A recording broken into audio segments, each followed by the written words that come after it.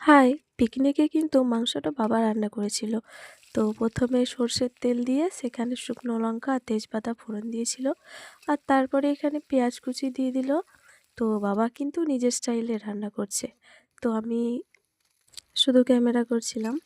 আর তারপরে এখানে টমেটো দিয়ে দিল। টমেটো দিয়ে দেওয়ার পর এখানে হলুদ আর কাশ্মীরি লঙ্কা দিয়ে দিল।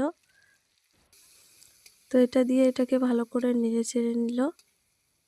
আর তারপরে এখানে চেরা কাঁচা লঙ্কা দিয়ে দিল। তারপরে এখানে দিয়ে দিল ধনিয়ার গুঁড়ো। তো ধনিয়ার গুঁড়োটা দিয়ে এখানে আরেকবার নেড়েচেড়ে নিল। আর তারপরে দিয়ে দিল জিরে গুঁড়ো। তারপরে এখানে স্বাদ মতো লবণ দিয়ে দিল। আর এখানে ভালো করে এটাকে নেড়েচেড়ে নিল।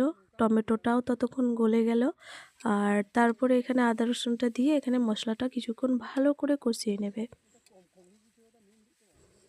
তো আদা রসুনটা দিয়ে এখানে মশলাটা অল্প জল দিয়ে ভালো করে কষিয়ে নিয়েছিল।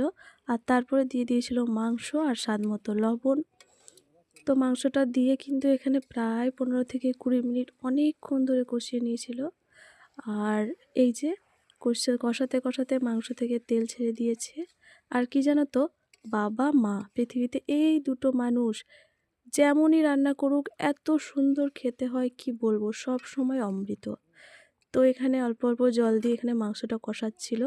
আর যেহেতু বেশি ঝোল করবে না তাই পরিমাণ মতো জল দিয়ে দিয়েছিল ওই কষাতে কষাতে। তো এদিকে কষাতে কষাতে মাংস তো অর্ধেক সিদ্ধ হয়েই গেছিলো। তারপরে অল্প জল দিয়ে এখানে প্রায় ১০ থেকে ১৫ মিনিট এভাবে হালকা আঁচে রান্না করে নিয়েছিল। আর নামানোর আগে ওপর থেকে ধনেপাতা কুচি দিয়ে দিল। তো দেখো কত সুন্দর লোভনীয় হয়েছে খেতে।